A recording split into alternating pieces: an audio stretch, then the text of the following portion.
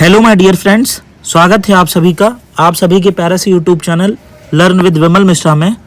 Friends, आज की video में हम लोग करने वाले हैं बीए फर्स्ट सेमेस्टर का हिस्ट्री ऑफ यूरोप, और जिसका टाइटल है पेपर का आपका medieval ages to 30 years war. और इस वीडियो में मैं डिस्कस करूंगा टॉप 10 इंपॉर्टेंट क्वेश्चंस, और एक इम्पॉर्टेंट पॉइंट ये भी कि विद सॉल्यूशन हम लोग डिस्कस करेंगे इस वीडियो में। और क्वेश्चन आपको हिंदी और इंग्लिश दोनों में देखने को मिलेंगे। तो top most important question and answer दोनों हम लोग इस वीडियो में डिस्कस करेंगे, और विद सॉल्यूशन के साथ मैं आपको इस वीडियो में सारी चीज़ों को डिटेल में बताने वाला हूँ। ओके, इससे पहले हम लोगों ने जितने भी आपके दूसरे पेपर्स हैं, सोशोलॉजी, इंग्लिश, पॉलिटिकल साइंस और हिस्ट्री का जो पेपर फर्स्ट होता है आपका दिल्ली सल्तनत, वो भी ऑलरेडी अपलोड कर दिया है चैनल वाले सेक्शन में। प्लेलिस्ट में आपको सारी चीज़ें डिटेल में मिल जाएंगी। इस वीडियो में हिस्ट्री ऑफ यूरोप डिटेल में डिस्कस करेंगे विद सॉल्यूशन के साथ। क्वेश्चन हिंदी और इंग्लिश दोनों में देखने को मिलेगा। ओके, सो बिना देरी करते हुए वीडियो को करते हैं स्टार्ट। ओके, सो देखते हैं सबसे पहले फर्स्ट क्वेश्चन में हमसे क्या बोला है। ओके, तो देखिए सबसे पहला फर्स्ट क्वेश्चन है कि explain the causes and consequences of the decline of Roman civilisation. आपसे पूछा है कि रोमन सभ्यता के पतन के कारण एवं परिणामों की व्याख्या कीजिए। तो यहाँ पे आपको सबसे पहले, जो मैं आपको हर वीडियो में बताता था कि आंसर ऐसे लिखो, ये करो, तो इस चीज़ में आपको मैं दिखाता हूँ कि शुरुआत आपको कैसे करनी होती है। तो सबसे पहले आप ना चीज़ें इंट्रोडक्शन से स्टार्ट करो, ठीक है। हर एक क्वेश्चन में आपको एक कीवर्ड दिखेगा। देखो, जैसे यहाँ पे रोमन सिविलाइजेशन की बात कर रहा है, तो आप ना पहले रोमन सिविलाइजेशन के बारे में जितना कुछ आपको पता है वो सारे पॉइंट्स आप यहाँ पे लिखोगे डिटेल में। तो इंट्रोडक्शन से स्टार्ट करते हैं कि रोमन सिविलाइजेशन बेसिकली है क्या। तो Roman civilisation was one of the greatest civilisation of the ancient world. Ancient world का ये सबसे बड़ा सिविलाइजेशन है रोमन सिविलाइजेशन, और it made remarkable contribution in the fields of administration. और एक तरीके से इसका एक रिमार्केबल कंट्रीब्यूशन रहा है एडमिनिस्ट्रेशन में, लॉ में, आर्किटेक्चर में, लिटरेचर में और मिलिट्री ऑर्गेनाइजेशंस में। ओके, उसके साथ साथ 13th सेंचुरी एडी के बाद क्या हुआ कि जो रोमन एम्पायर है वो क्या हुई, began to decline and finally collapse in the 5th century AD. मतलब कि स्टार्टिंग में तो इसका बहुत अच्छा कंट्रीब्यूशन रहा, बट धीरे धीरे जैसे आपका 3rd सेंचुरी स्टार्ट हुई, 3rd सेंचुरी के बाद क्या हुआ, 3rd सेंचुरी एडी के बाद कि जो रोमन एम्पायर थी वो धीरे धीरे डिक्लाइन होना स्टार्ट हो गई, और डिक्लाइन होते होते वो क्या हुई, 5th सेंचुरी तक आते आते वो पूरी तरीके से कोलैप्स हो गई, मतलब पूरी तरीके से ख़त्म हो गई। ओके, उसके बाद क्या हुआ कि the decline of Roman civilisation was the result of many internal and external causes. और जब रोमन सिविलाइजेशन जो है डिक्लाइन हुई तो उसका रिजल्ट क्या आया कि बहुत सारे इंटरनल और एक्सटर्नल कॉजेस हमें देखने को मिले। तो जैसा कि क्वेश्चन में पूछा था आपसे कि कॉजेज और कॉन्सिक्वेंसेज आपको बताने हैं, पतन के कारण और परिणामों की व्याख्या करनी है। ओके, तो यहाँ पे हम लोग, आई होप आपको समझ में आया होगा। मैं आपको सारी चीज़ें एक्सप्लेन करते हुए चल रहा हूँ। क्वेश्चन हिंदी इंग्लिश दोनों में है, और हिंदी वाले बच्चे मैं जो एक्सप्लेन कर रहा हूँ उन बातों को भी समझ सकते हैं, तो उससे भी उनको कोई प्रॉब्लम नहीं होगी, ठीक है। तो आगे चलते हैं कि causes of the decline of Roman civilisation, कि रोमन सिविलाइजेशन के पतन के क्या क्या कारण थे, किन कारणों की वजह से उसका पतन हुआ। तो पहला कारण क्या था कि पॉलिटिकल इनस्टेबिलिटी थी। पॉलिटिकल इनस्टेबिलिटी, जैसे कि there was no fixed law of succession, वहाँ पे कोई भी फिक्स लॉ नहीं हुआ करते थे। सो दैट्स वाई क्या हुआ, बहुत सारे वीक एंड इनएफिशिएंट एम्परर जो है केम्स टू पावर, कि कौन जो है राजा बनेगा उसका लिए कोई भी फिक्स्ड रूल्स और रेगुलेशन या लॉ वगैरह नहीं थे। दैट्स वाई जिसका मतलब जो भी हुआ एक जनरेशन से दूसरी जनरेशन में, तो बहुत सारे ऐसे भी रूलर आए जो वीक हुए, इनएफिशिएंट एम्परर हुए, जो कि पावर में आए और चीज़ें जो है वहाँ पे प्रॉब्लम क्रिएट हुई। उसके साथ साथ सिविल वॉर्स हुए, करप्शन हुए, misuse of power weakened the empire, चीज़ों का मिसयूज़ हुआ, जिससे क्या है पावर का लोगों ने मिसयूज़ किया, करप्शन इतना ज़्यादा हुआ। दैट्स वाई क्या है, जो धीरे धीरे जो एम्पायर है वो क्या होने लगी, वो एम्पायर वीक होने लगी। दैट्स वाई पहला, आई होप आपको पहला रीज़न समझ में आया होगा। उसके साथ साथ हम लोग चलते हैं आगे। सेकंड रीज़न है आपका इकोनॉमिक वीकनेस। तो इकोनॉमिक वीकनेस की अगर हम लोग बात करें तो इकोनॉमिक वीकनेस में जैसे आपका हैवी टैक्सेशन हो गया, decline of agriculture and trade हो गया, ट्रेड और एग्रीकल्चर धीरे धीरे वो क्या होने लगा, डिक्लाइन होने लगा। उसके साथ साथ increasing poverty and shortage of money Weeknd the Roman economy. जब आपको पता है कि जब टैक्स ज़्यादा लगाओगे आप लोगों पे तो धीरे धीरे एग्रीकल्चर और ट्रेड जो है वो कम होने लगा, डिक्लाइन होने लगा। उसके साथ साथ जब आपको पता है कि ट्रेड और ट्रांसपोर्टेशन, इंपोर्ट एक्सपोर्ट अच्छा नहीं होगा तो लोगों की इनकम भी धीरे धीरे क्या होगी, कम होगी। और अगर इनकम कम होगी तो उस केस में जो पॉवर्टी है, गरीबी है, वो बढ़ने लगेगी और पैसों की जो है वो शॉर्टेज होने लगेगी। Okay, in the Roman economy में ये सारी चीज़ें देखने को मिली। उसके साथ साथ slavery destroy the dignity of labour and productivity also decline. और स्लेवरी की वजह से जो डिग्निटी थी लेबर की वो भी जो है वो डिस्ट्रॉय होने लगी। उसके साथ साथ जो प्रोडक्टिविटी थी वो भी जो है धीरे धीरे डिक्लाइन होने लगी। ओके, देखिए जब प्रॉपर ट्रेड और क्या बोलते हैं प्रॉपर लोगों के पास पैसे नहीं होंगे एग्रीकल्चर पे, देखिए उस टाइम पे एग्रीकल्चर ही एक तरीके से इंपॉर्टेंट फैक्टर रोल प्ले करता था, वो भी अगर डिक्लाइन होने लगा तो एक तरीके से ट्रेड भी डिक्लाइन होने लगा तो लोग क्या है गरीब होने लगेंगे, पॉवर्टी देखने को मिलने लगेगी। आप लोग समझ रहे हैं ना, ये चीज़ है। ओके, तो ये दो कॉजेज थे, और भी कॉजेज हैं, पहले दो समझ लेते हैं। पहला पॉलिटिकल इनस्टेबिलिटी, उसके साथ साथ दूसरा इकोनॉमिक वीकनेस। मैं आपको ये बात कहता हूँ कि आप इस वीडियो को कंप्लीट डिटेल में देख लीजिए, चीज़ों को समझ लीजिए, और इस वीडियो में जो मैं आपको चीज़ें बताऊँगा, इंपॉर्टेंट पॉइंट्स जो चीज़ें भी हर एक मतलब साथ साथ में बताते चलूँगा, उनको आप प्रॉपर फॉलो करना। उस सारी चीज़ों को आप प्रॉपर फॉलो करते हो, उसके बाद आपका कुछ भी आपको अलग से इस पेपर में पढ़ने की ज़रूरत नहीं है। बाकी जो वीडियोज़ जो मैंने बनाई है बच्चों को, मैंने उसमें भी कहा था आपको अलग से पढ़ने की ज़रूरत नहीं है, तो उसका आप देख लेना। कमेंट बॉक्स में हर एक वीडियोज़ में बच्चों के कमेंट आए हैं, टेलीग्राम पे कमेंट आए हैं कि सर आपने जो बताया था चीज़ें वही आई, उससे बाहर नहीं गया। ओके, सो आगे चलते हैं हम लोग क्वेश्चन नंबर थर्ड की तरफ, मतलब सॉरी थर्ड आपका रीज़न क्या था। तो देखिए थर्ड रीज़न क्या था आपका कि सोशल डिके की बात करें तो Roman society become moral corrupt. बहुत ज़्यादा वहाँ पे करप्शन होने लगे थे, लोगों के अंदर लग्जरी लाइफ जीने का वो laziness, pleasure loving habits, destroy discipline. धीरे धीरे लोग क्या है लेजी होते रहे थे, उन्हें लग्जरी लाइफ पसंद कर रहे थे। तो मतलब जो लग्जरी एक बार लाइफ जिसको मिल गई, पैसा भाई पैसा है, वो मेहनत करना नहीं चाहेगा। जो गरीब है वो गरीब ही रहेंगे, जो अमीर है वो अमीर ही रहेंगे। So the sense of duty and patriotism decline. और धीरे धीरे जो सेंस ऑफ ड्यूटी आपकी जो जिम्मेदारियां हैं, लोग उनको मतलब एक तरीके से पूरी तरह निभा नहीं रहे थे, चीज़ें धीरे धीरे क्या है वो बेकार होती जाती, खत्म होती जा रही थी। उसके साथ साथ फोर्थ रीज़न आपका आता है मिलिट्री वीकनेस, कि आर्मी भी जो है वो धीरे धीरे कमज़ोर होती जा रही थी, कि the Roman army lost its discipline and fighting spirit.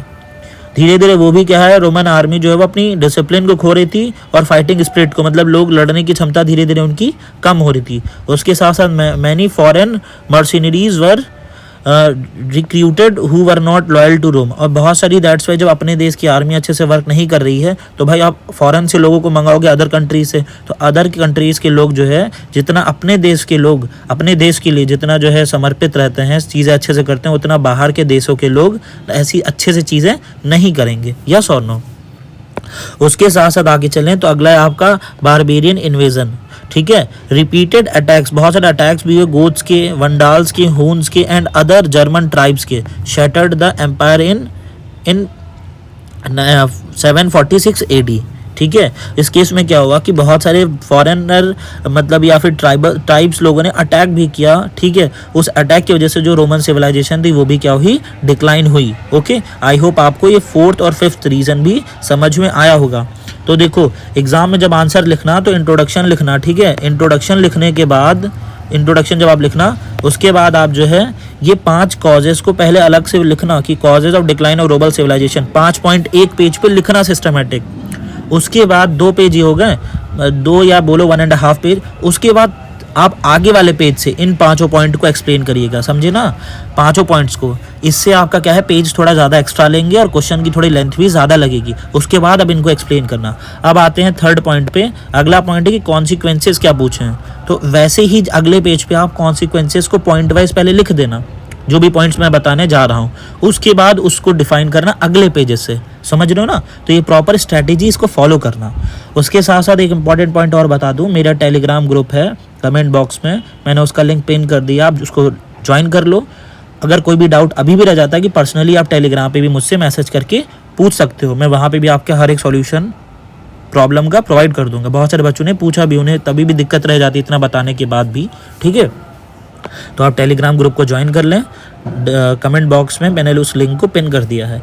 And of Roman empire in the west की बात करें तो पहला कॉन्सिक्वेंसेस क्या था, उसका परिणाम निकला कि जो रोमन एम्पायर थी वेस्ट में उसका एंड हो गया कि इन 476 एडी में क्या हुआ कि जो वेस्टर्न रोमन एम्पायर थी came to an end and Europe enter the dark age. और जो 176 एडी की बात करें तो उस केस में जो वेस्टर्न रोमन एम्पायर थी वो एक तरीके से ख़त्म हो गई, और जब वो ख़त्म हो गई तो उस केस में क्या हुआ कि जो यूरोप थी ना वो किस में आ गई, एंटर कर गई, डार्क एज में वो एंटर कर गई। ओके, उसके साथ साथ फिर अगला पॉइंट क्या हुआ कि जो पॉलिटिकल डिसऑर्डर की बात करें तो स्ट्रॉन्ग सेंट्रल एडमिनिस्ट्रेशन कोलैप्स हो गया। उसके साथ साथ फ्यूडलिज्म एमर्ज इन यूरोप, और फ्यूडलिज्म आ गई यूरोप में, ठीक है। उसके साथ साथ अगर हम लोग बात करें तो decline of urban life and trade, और अर्बन लाइफ और ट्रेड क्या हुआ, डिक्लाइन हो गए। मींस जो सिटीज़ थी वह डिस्ट्रॉय, सिटीज़ धीरे धीरे जो है वो डिस्ट्रॉय होने लगी। उसके साथ साथ जो रोडेस थे, ब्रिजेस थे, वो कोलैप्स होने लगे। ट्रेड जो था वो मतलब लगभग जो है वो ख़त्म हो रहा था या स्टॉप हो गया था। ओके, तो ये टोटल आपके 3 कॉजेज थे, कॉन्सिक्वेंसेस थे डिक्लाइन ऑफ रोमन एम्पायर के। उसके साथ साथ आगे चलते हैं, अगला आपका 4th है कि कल्चरल लॉस की बात करें तो education, literature and scientific progress decline for several centuries. आने वाले कुछ सेंचुरीज के लिए जो एजुकेशन थी, लिटरेचर थी, साइंटिफिक प्रोग्रेस थी, वो धीरे धीरे क्या होने लगी, वो डिक्लाइन होने लगी। उसके साथ साथ अगला पॉइंट आता है राइज ऑफ न्यू पावर्स। और जब देखो कहीं पे जो रूलर है वो अगर अच्छे से वर्क नहीं कर रहा तो कोई नई पावर तो आएगी ही, उसके वीकनेस का फ़ायदा उठाएगी। तो वही हुआ कि जर्मैनिक किंगडम्स इमर्ज मतलब बाहर उभर के आए, and later the Byzantine empire preserve Roman tradition in the west. फिर बाइजेंटाइन एम्पायर आया, उसने क्या किया, रोमन सिविलाइजेशन, रोमन ट्रेडिशन को ईस्ट में प्रिजर्व किया, मतलब बचाया एक तरीके से। Okay, so next, I hope आपको ये चीज़ें समझ में आई होंगी। इंट्रोडक्शन में मैंने जो भी पॉइंट्स बताया, उसके बाद आपको मैंने causes of the decline of Roman civilisation के 5 पॉइंट्स बताए, ठीक है। उसके बाद आगे आता है कॉन्सिक्वेंसेस में भी हम लोगों ने टोटल 5 पॉइंट डिस्कस किए, और जैसे मैंने आंसर बताया उसी फॉर्मेट में लिखना। पहले इंट्रोडक्शन लिखना, फिर कॉजेज लिखना एक पेज पे पूरे 5, फिर उनको डिफाइन करना। उसके बाद अगले पेजेस पे कॉन्सिक्वेंसेज लिखना एक पेज पे 5, फिर उनको डिफाइन करना। ओके, और एट लास्ट कंक्लूजन लिखना। सिस्टमैटिक वे में लिख के आओगे, आंसर में आपको नंबर बहुत अच्छे मिलेंगे। तो कंक्लूजन की बात करें कि fall of Roman civilisation was not due to a single cause. जो फॉल हुआ था रोमन सिविलाइजेशन में उसका कोई एक सिंगल कॉज नहीं था, उसके साथ साथ बहुत सारे कॉज थे, जैसे पॉलिटिकल कॉज थे, इकोनॉमिक कॉज थे, सोशल कॉज थे, मिलिट्री वीकनेस थी, उसके साथ साथ कंटिन्यूस फॉरेन इन्वेजन भी हो रहे थे। तो ये सारे कॉजेज थे। एक पर्टिकुलर रीज़न को आप नहीं बता सकते कि इस रीज़न की वजह से आपका डिक्लाइन हुआ, नहीं, ऐसा पॉसिबल नहीं है। It's decline deeply influences the history of Europe, और इससे जो है यूरोप की हिस्ट्री बहुत ही ज़्यादा उस पर इफेक्ट पड़ा, and lead to the beginning of the medieval age. और इससे क्या हुआ, बिगनिंग, शुरुआत हुई किसकी, मिडिवल एज की। ओके, सो यहाँ पे हमारा क्वेश्चन नंबर जो फर्स्ट था वो एंड होता है। आई होप आपको सारी बातें समझ में आई होंगी। अब आगे चलते हैं हम लोग क्वेश्चन नंबर 2 की तरफ। ओके, सो अब हम लोग आगे चलते हैं, देखते हैं कि अगले क्वेश्चन में हमसे क्या बोला है। ओके, क्वेश्चन नंबर फर्स्ट आई होप आपको समझ में आया होगा। तो क्वेश्चन नंबर 2 की बात करें तो क्वेश्चन नंबर 2 में आपको describe the political, administrative and cultural achievement of the Byzantine empire. आपको यहाँ पे बाइजेंटाइन एम्पायर के बारे में बताना है, ठीक है। तो बाइजेंटीन साम्राज्य जो था उसकी राजनीतिक और प्रशासनिक एवं सांस्कृतिक उपलब्धियों का वर्णन यहाँ पे आपको करना है, ठीक है। पॉलिटिकल, एडमिनिस्ट्रेटिव और cultural achievement of Byzantine empire. तो चलिए हम लोग स्टार्टिंग करते हैं शुरू से, इंट्रोडक्शन से। तो देखिए सबसे पहले यहाँ पे आपको कीवर्ड क्या दिखा, बाइजेंटाइन एम्पायर। तो यहाँ पे जैसे वहाँ रोमन सिविलाइजेशन था, यहाँ पे बाइजेंटाइन एम्पायर के बारे में आपको लिखना है, ठीक है। तो देखो बाइजेंटाइन एम्पायर में क्या बोला है कि the Byzantine empire was the eastern continuation of the European empire. European empire का ही एक तरीके से ईस्टर्न वाला पार्ट में इनका कंट्रीब्यूशन रहा लगातार। बाइजेंटाइन एम्पायर रोमन एम्पायर के बाद आई with its capital at Constantinople, और इसकी कैपिटल क्या थी, कॉन्स्टेंटिनोपोल थी। उसके साथ साथ it lasted for more than 1000 years, और लगभग ये 4th सेंचुरी से लेके 1453 AD तक रहा है। ओके, कौन, Byzantine empire. And the Byzantine empire rulers preserve Roman tradition and made remarkable achievements in politics, administration and culture। और इनके टाइम पीरियड में बाइजेंटाइन एम्पायर ने क्या किया कि रोमन ट्रेडिशंस को प्रिजर्व किया, मतलब एक तरीके से बचाया, और उसके साथ साथ कुछ रिमार्केबल अचीवमेंट्स भी रही उनकी political, administration and cultural field में। ओके, सो वो चीज़ें हम लोग देखते हैं डिटेल में। हर एक क्वेश्चन में आपको मान लो एग्जाम में नहीं आ रहा कि क्या करना है, आप उस क्वेश्चन का कीवर्ड आइडेंटिफाई करना, उस कीवर्ड के बेसिस पे ही जो कुछ आपको पता है वो लिख के आना आप लोग, ठीक है। एग्जाम में कोई भी क्वेश्चन छोड़ के मत आइएगा। अगर आपने एग्जाम में क्वेश्चन छोड़ दिया, आपको भी पता है एग्जामिनर आपको नंबर नहीं दे पाएगा, और आप लिख के आओगे तो कुछ तो नंबर मिलेगा। और ऐसा नहीं कि आपको कुछ, मैं कह रहा हूँ इन चीज़ों को ध्यान से पढ़ो, आपको कुछ ना कुछ तो सारी चीज़ें पढ़ के अच्छे जाओगे तो आपको जो है ऐसा तो नहीं कि बिल्कुल ब्लैंक हो, ठीक है। कीवर्ड देखना, सारी चीज़ें आपको एकदम डिटेल में लिख के आनी है, ठीक है। और जो भी बता रहा हूँ उनको ध्यान से सुनो, मन लगा के समझो, अच्छे से पेपर करके आना, ठीक है। आगे चलते हैं। अगला पार्ट आपका आता है कि पॉलिटिकल अचीवमेंट्स की बात करें तो क्या पॉलिटिकल अचीवमेंट्स रहे उसकी पेजेंटाइन एम्पायर की। तो पॉलिटिकल अचीवमेंट्स क्या रहे? पहला कि स्ट्रॉन्ग सेंट्रलाइज मोनार्की, ठीक है, कि जो यूरोप था वॉज द सुप्रीम अथॉरिटी हो गई। ही कंट्रोल द आर्मी को कंट्रोल करने लगा, लॉज को और चर्चेस को। उसके साथ साथ आपका एफिशिएंट डिप्लोमेसी, मींस कि जो बेंजेंटाइंस थे वो फॉलो करते थे पीसफुल डिप्लोमेसी को। उनका मानना था कि हम पीसफुल डिप्लोमेसी को फॉलो करेंगे। उसके साथ साथ ट्रीटीज़ को and alliances instead of constant war, हम ट्रीटीज़ को फॉलो करेंगे, ज़्यादा लड़ाई झगड़े में वो नहीं उनका था कि ज़्यादा लड़ाई झगड़ा नहीं करेंगे, समझौते से ही बात लोग मान जाएं तो ज़्यादा अच्छा है। उसके साथ साथ प्रोटेक्शन ऑफ वॉर की बात उन्होंने की कि by resisting Arab, Persia and Turkish invasion the Byzantines protected Europe for centuries. और लगभग जो है बाय रेजिस्टिंग अरब वाले पार्ट से, पर्शिया और तुर्किश इन्वेजन से उन्होंने बचाया। दैट्स वाई क्या है, यूरोप को, ठीक है, इन तीनों आक्रमणों से, मतलब तीनों पर्शिया से, अरब से और तुर्की से, इसीलिए उन्होंने क्या किया, यूरोप को जो है काफ़ी समय तक प्रोटेक्ट करके रख पाए। उसके साथ साथ एक्सपेंशन अंडर जस्टिनियन, तो एम्परर था एक जस्टिनियन, रिकॉन्कर्ड इटली, उसने इटली को फिर से मतलब अपने कंट्रोल में लिया, नॉर्थ अमेरिका को अपने कंट्रोल में लिया, कुछ पार्ट स्पेन का था, और टेम्परेरी स्टोर की रोमन की ग्लोरी को।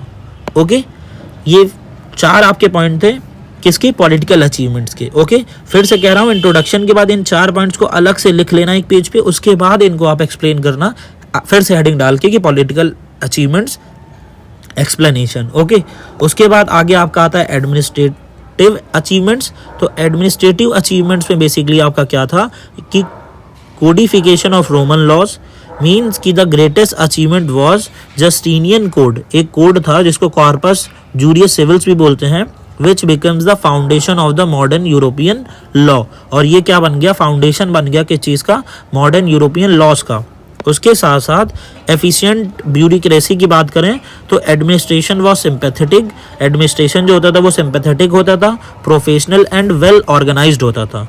उसके साथ साथ अगर हम लोग प्रोविजनल एडमिनिस्ट्रेशन की बात करें तो जो एम्पायर होता था वो divided into provision for better governance, छोटे छोटे पार्ट्स में डिवाइड कर दिया जाता था प्रोविजंस में, जिससे क्या है कि अच्छे से जो है वो चीज़ें गवर्नमेंट अच्छे से पूरा लोगों पे कंट्रोल, मतलब सारी चीज़ें अच्छे से मेंटेन कर सके। उसके साथ साथ स्ट्रॉन्ग फाइनेंशियल सिस्टम भी थे जिसमें रेगुलर टैक्सेशन होता था, sound coinage help economic stability, और साउंड क्वाइनेज होती थी जिससे क्या है जो हेल्प करता था इकोनॉमिक स्टेबिलिटी में। ओके, तो ये टोटल आपके जो है वो 4 एडमिनिस्ट्रेटिव अचीवमेंट्स थे, उनको भी आप एक पेज पे लिखना, उसके बाद आप इनको डिफाइन करना। उसके साथ साथ हम लोग बात करें तो कल्चरल अचीवमेंट्स की, तो what are the cultural achievements. तो कल्चरल अचीवमेंट की बात करें तो पहला था कि preservation of cultural learning, classical learning को प्रिजर्व करते थे, जैसे कि जो स्कॉलर्स होते थे वहाँ के वो प्रिजर्व करते थे ग्रीक और रोमन लिटरेचर्स को, फिलॉसफी और साइंस। ऐसा ना हो कि जैसे इंडिया में फॉरेन मतलब ब्रिटिश आए, फ्रांस मतलब फॉरेनर्स ने अटैक किया तो हमारे कल्चर को, हमारे जो है मतलब ट्रेडिशंस को बहुत सारी चीज़ों पे इफेक्ट पड़ा देखने को मिला। तो ये लोग जो क्या थे, स्कॉलर जो थे वो ग्रीक के और रोमन, वो क्या करते थे, प्रोटेक्ट करते थे, प्रिजर्व करते थे रोमन लिटरेचर को, फिलॉसफी को और साइंस को, अपनी सभ्यता को, जिससे क्या लोगों को पता चल सके कि हाँ रियल ट्रेडिशन कल्चर यहाँ का क्या है। उसके साथ साथ आर्ट एंड आर्किटेक्चर की बात करें तो most famous example is Hagia Sophia, known for its magnificent dome, यहाँ पे डोम बनाए जाते थे, एंड आर्टिस्ट ब्यूटी, और आर्किटेक्चर और आर्ट की बात यहाँ पे कर रहा है। उसके साथ साथ रिलीजन एंड क्रिश्चियनिटी की बात करें तो ये जो एम्पायर था become the centre of eastern orthodoxy Christianity, eastern Orthodox Christianity का एक तरीके से ये क्या था, सेंटर बन गया था। उसके साथ साथ एजुकेशन एंड लिटरेचर की फील्ड में बात करें तो बहुत सारी universities, libraries and scholar writing florist, मतलब धीरे धीरे वो चीज़ें मतलब बढ़ रही थी, लोग मतलब उभर रही थी, ठीक है, विकसित मतलब विकास हो रहा था उनका, ठीक है। उसके साथ साथ तो ये टोटल आपके 4 कल्चरल अचीवमेंट्स हो गए। ओके, तो पहला आपने देखा कि इंट्रोडक्शन, उसके बाद क्वेश्चन में पॉलिटिकल अचीवमेंट्स पूछा था वो बताया गया, उसके बाद एडमिनिस्ट्रेटिव अचीवमेंट बताया गया, वो हम लोगों ने लिखा यहाँ पे मतलब समझा, उसके बाद कल्चरल अचीवमेंट्स, तो वो चीज़ें सारी यहाँ पे हम लोगों ने समझ ली। आई होप आपको ये चीज़ें समझ में आई होंगी। आगे चलते हैं, अगला पॉइंट है आपका कि कंक्लूजन की बात करें, ठीक है। कंक्लूजन की बात करें तो Byzantine empire acted as a bridge between, एक तरीके से वो ब्रिज था किसके बीच में, एंशियंट और मेडिवल सिविलाइजेशन के बीच में, वो एक तरीके से ब्रिज का काम कर रहा था, इधर एंशियंट और इधर मेडिवल, उन दोनों को ब्रिज मतलब जोड़ने का काम कर रहा था, ठीक है। So it's political stability, strong administration and rich cultural heritage जो है ग्रेटली इन्फ्लुएंस्ड यूरोपियन सिविलाइजेशन, और इसकी जो पॉलिटिकल स्टेबिलिटी थी, स्ट्रॉन्ग एडमिनिस्ट्रेशन था, रिच कल्चरल हेरिटेज थी, वो क्या है, इन्फ्लुएंस कर रही थी यूरोपियन सिविलाइजेशन को, और उसके साथ साथ प्रिजर्व कर रही थी क्लासिकल नॉलेज को फॉर फ्यूचर जनरेशन्स के लिए। ओके, सो आई होप आपको यहाँ पे क्वेश्चन नंबर 2 समझ में आया होगा। क्वेश्चन नंबर 2 यहाँ से आपका एंड होता है, ठीक है। अब आगे चलते हैं हम लोग क्वेश्चन नंबर 3 की तरफ। तो देखते हैं क्वेश्चन नंबर 3 में हमसे क्या बोला है। क्वेश्चन नंबर 3 में कह रहा है कि what were the causes of the decline of the middle edges, मध्यकाल के पतन के कारणों का विवेचना कीजिए। आपको बताना है कि जो कॉजेज क्या थे डिक्लाइन ऑफ मिडल एजेस के डिक्लाइन के, ठीक है। तो सबसे पहले इंट्रोडक्शन में मिडल एजेस के बारे में बताएंगे, क्या है मिडल एजेस, इंट्रोडक्शन यहाँ से स्टार्ट करेंगे। तो देखो मिडल एजेस बेसिकली क्या था, also called the middle period.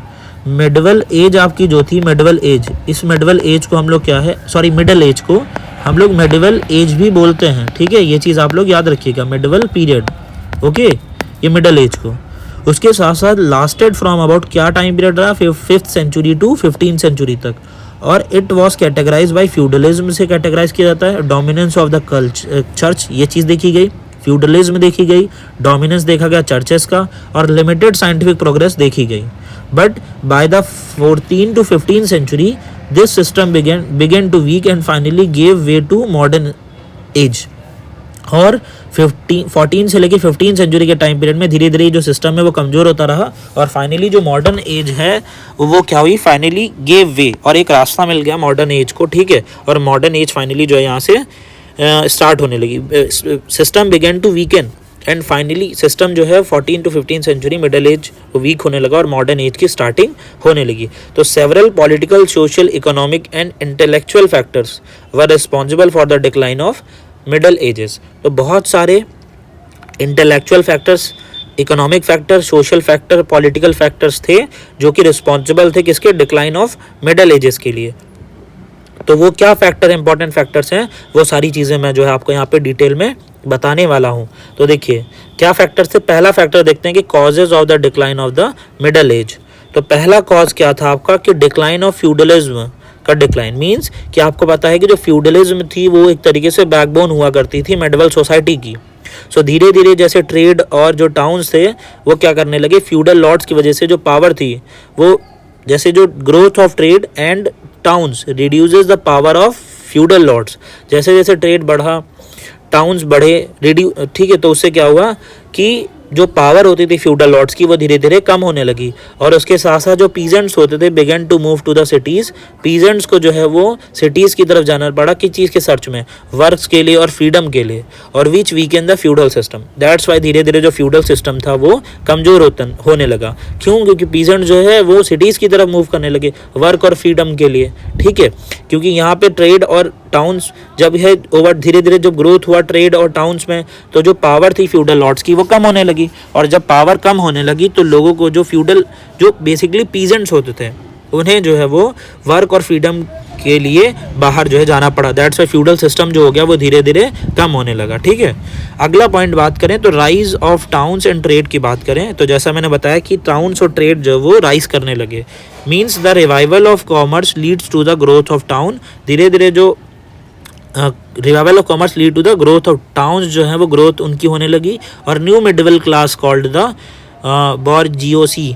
ठीक है, और न्यू मिडिल क्लास को हम लोगों ने एक नया टर्म दिया। उसके साथ साथ ये जो न्यू क्लास थी इसकी डिमांड थी कि पॉलिटिकल राइट्स हमें मिलें, उसके साथ साथ पर्सनल फ्रीडम चाहिए और विच चैलेंज फ्यूडल कंट्रोल। और इससे क्या है, जो फ्यूडल कंट्रोल था उसे बहुत ज़्यादा प्रॉब्लम फेस करनी पड़ी और उनको चैलेंजेस फेस करने पड़े। उसके साथ साथ आगे बात करें तो ब्लैक डेथ की बात करें तो the plague of the 14th century killed millions of people in Europe. एक मतलब जो है बीमारी की वजह से 14th सेंचुरी में मिलियंस ऑफ लोग यूरोप में मर गए।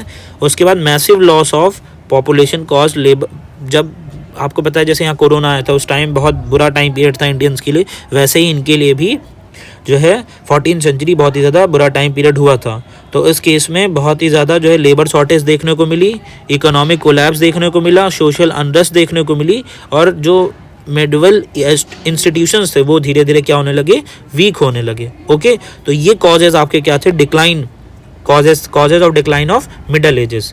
उसके साथ साथ आगे बात करें तो अगला पॉइंट क्या है कि वीकनिंग ऑफ द चर्च भी धीरे धीरे वीक होने लगे। मींस कि जो church had dominated medieval life, churches जो थे उनकी क्या थी, डोमिनेटेड मिडवल लाइफ थी। बट करप्शन की वजह से, एक मिनट थोड़ा सा इसको कम कर लेते हैं, कि करप्शन की वजह से, इंटरनल कॉन्फ्लिक्ट्स की वजह से and movements for reforms and reduce its influence. धीरे धीरे इंटरनल कॉन्फ्लिक्ट्स की वजह से, करप्शन की वजह से धीरे धीरे चीज़ें क्या होने लगी, कम होने लगी। उसके साथ साथ people began to question religious authority and traditional beliefs. और लोग धीरे धीरे जो है वो क्वेश्चन करने लगे रिलीजियस अथॉरिटीज़ पे, ट्रेडिशनल बिलीव्स पे, यस और नो। दैट्स वाई प्रॉब्लम और क्रिएट होने लगी लोगों के लिए। उस केस में क्या हुआ कि जब लोगों ने क्वेश्चन स्टार्ट किया, people begins to question religion authority and traditional beliefs, तो जो चर्च है इन सब के लिए प्रॉब्लम होने लगी। ठीक है, चर्चेस को मतलब चर्च जो है वो वीक होने लगे। उसके साथ साथ आगे बात करें तो ग्रोथ ऑफ नेशनल मोनार्की। तो स्ट्रॉन्ग किंग्स हुआ करते थे इंग्लैंड में, फ्रांस में एंड स्पेन, सेंट्रलाइज पावर उनके पास होती थी। This reduce the authority of feudal nobles. तो इससे क्या हुआ कि जो अथॉरिटी होती थी किसकी, फ्यूडल नोबल्स की, वो धीरे धीरे क्या होने लगी, वीक होने लगी। And the medieval political structure, weak the medieval political structure. जब अथॉरिटी जो थी फ्यूडल लॉर्ड्स की वो जो है रिड्यूस होने लगी, कमज़ोर होने लगी, तो उस केस में जो मेडिवल पॉलिटिकल स्ट्रक्चर था वो क्या होने लगा, वीक होने लगा। उसके साथ साथ जो रेनेसांस एंड न्यू लर्निंग की बात करें तो रेनेसां, पुनः जागरण। तो the renaissance promoted humanism. Renaissance जो था वो प्रमोट करता था ह्यूमनिज्म को, साइंटिफिक थिंकिंग को प्रमोट करता था एंड एजुकेशन को प्रमोट करता था। उसके साथ साथ it also encouraged people to question old tradition. और ये इनकरेज करता था कि लोग क्वेश्चनिंग कर सकते हैं कि चीज़ की, ओल्ड ट्रेडिशन के बारे में, प्रमोटेड इंडिविजुअल अचीवमेंट्स के बारे में and marking the end of medieval thinking. और एक तरीके से ये क्या था, एंड था किसका, मेडिवल थिंकिंग का। ओके, नेक्स्ट हम लोग बात करें इन्वेंशन ऑफ प्रिंटिंग प्रेस। तो जॉन गुटेनबर्ग जी ने जो है प्रिंटिंग प्रेस जो है इन्वेंट किया था, जिससे क्या है लोगों के पास न्यू इन्फॉर्मेशंस और मतलब जो सारी चीज़ें उन्हें पता चल रही थी। New ideas rapidly increasing literacy and weakening the old feudal and religious order. और जो रिलीजियस ऑर्डर हुआ करते थे, फ्यूडल्स जो है हुआ करते थे, उन ऑर्डर्स को धीरे धीरे क्या हुआ, प्रिंटिंग प्रेस इन्वेंशन के बाद बहुत सारे पीपल्स के अंदर अवेयरनेस आई, लोगों ने इन्फॉर्मेशन पता चलने लगी कि रियल में हो क्या रहा है। तो उससे भी क्या हुआ कि जो है फ्यूडल, जो ओल्ड फ्यूडल्स थे और रिलीजियस ऑर्डर वो धीरे धीरे वीक होने लगे। ओके, सो आई होप आपको ये पॉइंट समझ में आए होंगे। पहला इंट्रोडक्शन, उसके बाद आपके कॉजेस क्या थे, कॉजेस ही आपसे पूछा था, तो टोटल 7 कॉजेस हम लोगों ने यहाँ पे डिस्कस किए हैं। ओके, तो 7 कॉजेस डिस्कस करने के बाद आपको समझ में आया होगा, पहले इंट्रोडक्शन लिखना, एक पेज पे पूरे 7 कॉजेज लिखना, फिर अगले पेज पे उनको डिफाइन करना। अब बात करते हैं हम लोग एट लास्ट कंक्लूजन की। तो the decline of the medieval ages were not caused by one factor. जो डिक्लाइन, फिर से वही बात है रोमन सिविलाइजेशन की तरह कि जो मिडिवल एज थी उसके डिक्लाइन के एक कोई कारण नहीं था, but by a combination of economic changes. एक तरीके से बहुत सारे कॉजेस थे, जैसे कुछ इकोनॉमिक चेंजेस हुए, सोशल ट्रांसफॉर्मेशन हुए, पॉलिटिकल डेवलपमेंट हुई and intellectual awakening. So these factor ended, इन फैक्टर्स की वजह से क्या हुआ, medieval institution and prepare the foundation for the modern ages. और इससे क्या हुआ कि these forces ended medieval institution, इनकी वजह से मेडीवल इंस्टीट्यूशन एंड हुए, prepare the foundation for modern ages. Okay, तो यहाँ से क्वेश्चन नंबर 3 आपका एंड होता है, क्वेश्चन नंबर 3। आई होप आपको सारी चीज़ें समझ में आई होंगी। आगे चलते हैं हम लोग क्वेश्चन नंबर 4 की तरफ। तो देखो, क्वेश्चन नंबर 4 डिस्कस करने से पहले एक छोटी सी इन्फॉर्मेशन बता देता हूँ। वीडियो के डिस्क्रिप्शन आप जब ओपन करोगे, एक पहला वीडियो आपको मिलेगा। बहुत सारे बच्चों ने वो वीडियो देख लिया है। जिन बच्चों ने अभी तक नहीं देखा, उस वीडियो को डिस्क्रिप्शन ओपन करने में पहला वीडियो मिलेगा। उसमें मैंने आपको कुछ टिप्स और ट्रिक्स बताई हैं, ठीक है। टिप्स और ट्रिक्स दी हैं किस चीज़ की, आपको एग्ज़ाम में कैसे चीज़ों को हैंडल करना है, कैसे क्वेश्चन के आंसर्स लिखने हैं, कैसे टाइम मैनेजमेंट करना है, क्या क्या ट्रिक्स होनी चाहिए आपको, क्या क्या फॉलो करना चाहिए, जिससे आप कम समय में अच्छा स्कोर कर सकते हो। अभी तक कुछ भी नहीं पढ़ा तो क्या क्या पढ़ के जाएं, वो सारे पॉइंट्स मैंने उसमें बताए। बहुत मोस्ट इंपॉर्टेंट वीडियो है, 10 मिनट का वीडियो है, 2x की स्पीड पे देखोगे, 5 मिनट में ख़त्म हो जाएगा। सारी बातों को समझ लेना, तभी एग्ज़ाम देने जाना। फर्स्ट सेमेस्टर के बच्चे हो, बहुत सारे लोग, आपको ये चीज़ें नहीं पता होती, बहुत सारे बच्चों को, बहुत सारे लोग बताते भी नहीं है, टीचर्स भी यहाँ तक सारी बातें कभी कभी नहीं बता पाते, ठीक है। तो आप इन सारे पॉइंट्स को फॉलो करना जो मैं बता रहा हूँ। ओके, जो भी चीज़ें बताऊँगा आपको जेन्युइन बताऊँगा, ऑथेंटिक बताऊँगा, ठीक है। और आप अभी देखना, सेमेस्टर 5th की बच्चों का पेपर हुआ है, उनके भी रिस्पांस है, बहुत अच्छा रिजल्ट आया। फर्स्ट के चल ही रहे हैं, 5th का रिजल्ट आएगा तब आपको मैं दिखाऊंगा। टेलीग्राम ग्रुप ज्वाइन कर लेना, टेलीग्राम ग्रुप जरूर ज्वाइन कर लेना। लिंक आपको वीडियो के कमेंट बॉक्स में मिल जाएगा, इसी वीडियो के नीचे कमेंट बॉक्स सेक्शन में। तो वहाँ आप खुद ही देखना कि कितना अच्छा रिजल्ट आपको देखने को मिलेगा, 5th सेमेस्टर फर्स्ट दोनों का, ठीक है, कि बच्चों ने कितनी अच्छे से किया है और प्रिपरेशन वही की जो मैंने बताया, चीज़ें पेपर दे के आए और बहुत अच्छा रिजल्ट उनका देखने को मिला है। आप भी मेरी कही हुई सारी बातों को फॉलो करना, जैसे मैं बता रहा हूँ वैसे आप करके आना, और ट्राई करना एग्ज़ाम में कि 20 से 25 पेज आप लिख के ज़रूर आओ। और कैसे इतने पेजेस आपको लिखने हैं, कवर करने हैं, वो सारी बातें मैंने उस 10 मिनट की वीडियो में बताई हैं। डिस्क्रिप्शन में लिंक है, आप वहाँ से उसको देख सकते हो। 20 से 25 मिनिमम पेज आप लिखो। एग्ज़ाम में आप एंट्री 15-20 मिनट पहले होने लगती है, ठीक है। लेट मत जाएं, जल्दी करें, जिससे OMR का टाइम आपका वेस्ट ना हो। OMR आप पहले से ही फिल कर लें, ठीक है। वहीं और जब आपका एग्जैक्ट टाइम से एग्ज़ाम स्टार्ट हो, वहीं से आप जो है अपना पूरा 2 घंटे का एग्ज़ाम होगा, 2 घंटे टाइम दें, ठीक है। और ट्राई करें 20 से 25 पेजेस जरूर लिखे आएँ, ठीक है। आगे चलते हैं क्वेश्चन नंबर 4 की तरफ कि explain the causes and significance of the geographical discoveries. आपको बताना है कि भौगोलिक योजनाओं के कारण एवं महत्व का वर्णन कीजिए। आपको कॉजेज और सिग्निफिकेंस बताने हैं जोग्राफिकल डिस्कवरीज। तो स्टार्टिंग फिर से वहीं से करेंगे, इंट्रोडक्शन से, कि जोग्राफिकल डिस्कवरीज हैं क्या बेसिकली। तो the geographical discoveries were a series of great voyages made by European explorer. European explorers थे, तो कुछ वहाँ पे डिस्कवरीज हुई during the time of 15 to 16 century. तो फेमस एक्सप्लोरर की बात करें तो Christopher Columbus, Vasco da Gama, Magellan and Prince Henry the navigators. तो ये कुछ ऐसे लोग थे जिन्होंने डिस्कवरीज की थी। ओके, जैसे इंडिया की खोज वास्को डिगामा जी बताया जाता है, उन्होंने किया है। ओपनड न्यू सी रूट्स, इन्होंने नए नए सी रूट्स मतलब मिले इन लोगों को, न्यू डिस्कवरीज की इन्होंने, और डिस्कवर्ड न्यू लैंड्स, नए नए लैंड्स इन्होंने डिस्कवर किए। उसके साथ साथ these discoveries change the course of world history. और इन डिस्कवरीज से लोगों को बहुत ज़्यादा फ़ायदा हुआ, वर्ल्ड को भी बहुत ज़्यादा फ़ायदा हुआ और बहुत सारे चेंजेस देखने को यहाँ पे मिले। तो हम लोग डिटेल में डिस्कस करते हैं क्या क्या वो सारी चीज़ें रहीं। तो देखिए, सबसे पहले बात करें तो causes of geographical discoveries. Geographical discoveries के कॉजेज़ की बात करें तो पहला कॉज क्या था कि डिज़ायर, उनको इच्छा थी किसकी, फॉर ट्रेड एंड वेल्थ की। तो आपको पता है जहाँ डिज़ायर होगी किसी भी चीज़ की, वो चीज़ सक्सेसफुल ज़रूर होगी। तो Europeans wanted spices, silk, gold and precious stone from Asia. European चाहते थे उनको मिले एशिया से, वो गोल्ड चाहते थे, सिल्क चाहते थे, स्पाइसेस चाहते थे, प्रीशियस स्टोन चाहते थे। Okay, so the land routes were not controlled by Turk and Arab, so European search for new sea routes. क्योंकि जो लैंड रूट होता था उस पर किसका कंट्रोल होता था, तुर्क और अरब का। दैट्स वो सी रूट चाहते थे कि सी रूट से वो ईजिली जा सकें, ठीक है। तो पहला कॉज क्या था जोग्राफिकल डिस्कवरीज का। उसके बाद हम लोग आगे बात करें तो दूसरा आपका कॉज क्या था, फॉल ऑफ कॉन्स्टेंटिनोपल 1453। कॉन्स्टेंटिनोपल क्या था, बेंजेंटाइन एम्पायर की आपकी कैपिटल थी, जो कि मैंने ऊपर अभी आपको बताया था, ठीक है। तो आगे चलते हैं कि the capture of Constantinople by the Turk block European trade route to the east. East वाले पार्ट में क्या हुआ कि जो तुर्क लोग थे, उन्होंने क्या किया, कैप्चर कर लिया कॉन्स्टेंटिनोपल को, ठीक है। दैट्स वाई जो ट्रेड रूट था आपका यूरोपियन का, वो क्या हुआ, वो बंद हो गया एक तरीके से।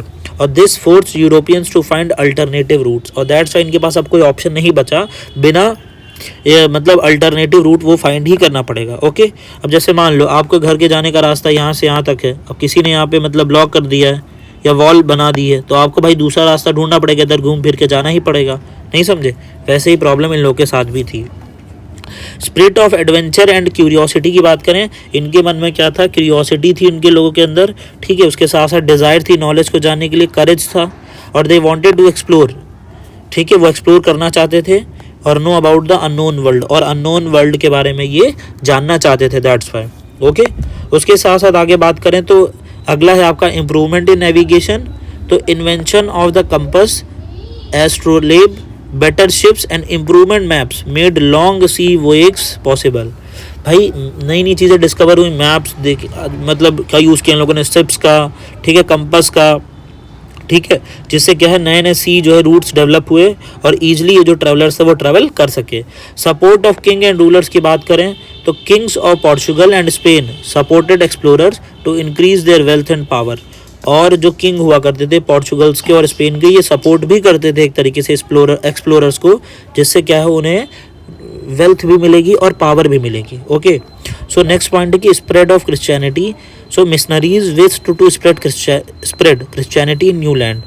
तो धीरे धीरे क्या हुआ कि जो मिशनरीज थी उनका मतलब ये मानना था, वो ये चाहते थे कि धीरे धीरे जो क्रिश्चियनिटी है वो ऑल ओवर वर्ल्ड में स्प्रेड हो, लोग क्रिश्चियनिटी के बारे में ज़्यादा जाने, न्यू लैंड पे, Christianity in the new land. That's why अपने कल्चर, ट्रेडिशन, इन सारी चीज़ों को, रिलीजन को ये स्प्रेड भी करना चाहते थे।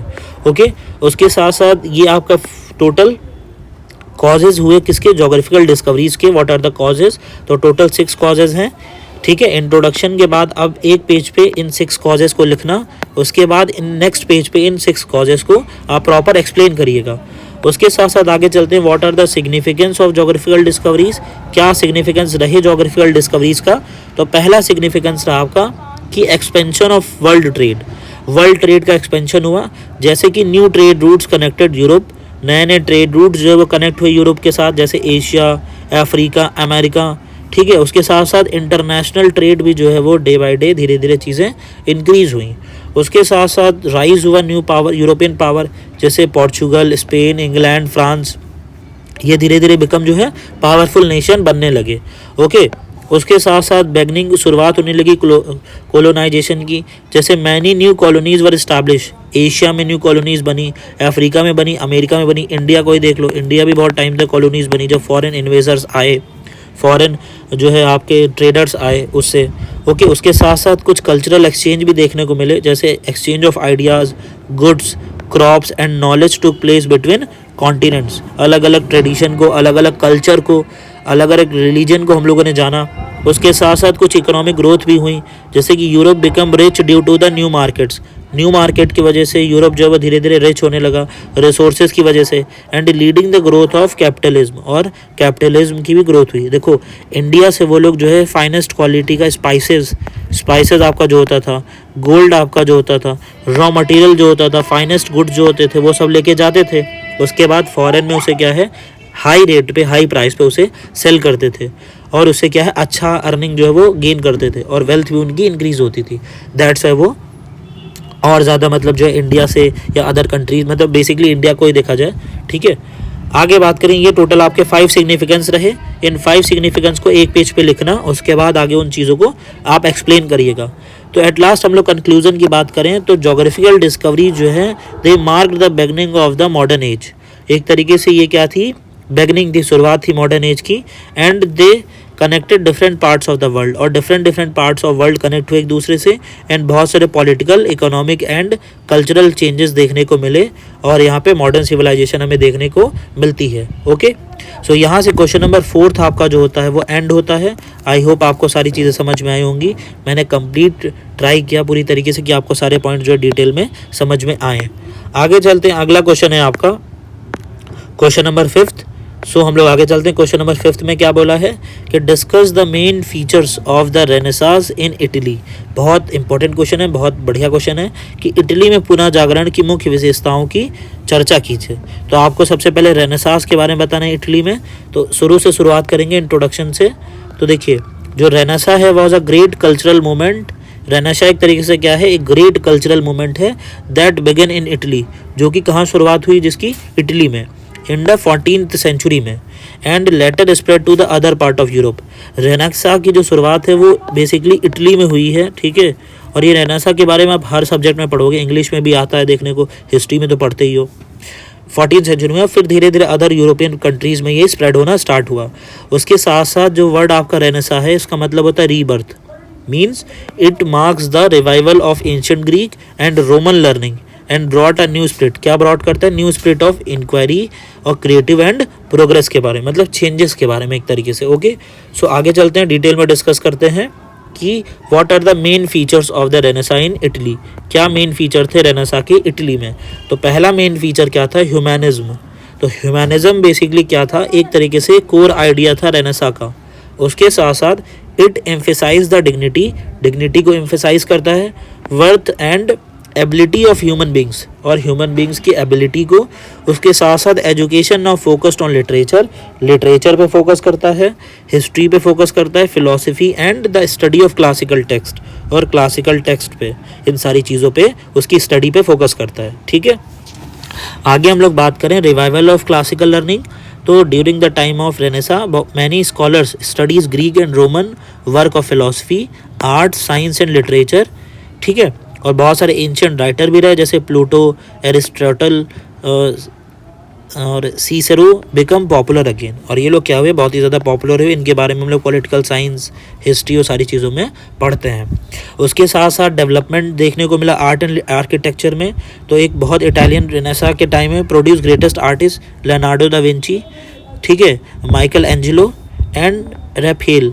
सेमेस्टर 5th में आप एक पोएम पढ़ोगे, उसमें माइकल एंजेलो के बारे में बताया गया है।